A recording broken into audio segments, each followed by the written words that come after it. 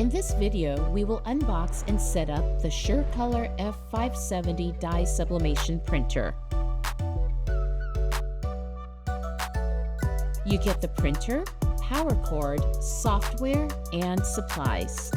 With assistance, place the printer on a level surface in the desired location. Remove all the blue tape. Remove the orange carriage lock and keep it in a safe place for future use if you need to transport the printer. Connect the power cord to your printer and then plug your printer into an electrical outlet. Here are the available USB and Ethernet ports. Lift up the LCD panel and press the power button.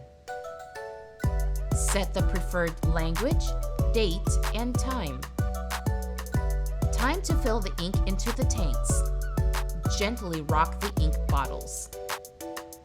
Gently place the bottle into the filling port, making sure to match the colors.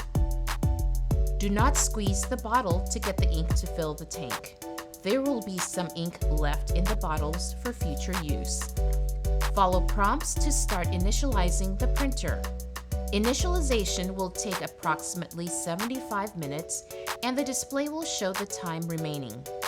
Do not disturb the process by opening the covers or turning off the computer. The LCD panel will show this when initialization is completed. To download the print software, please visit epson.com/support.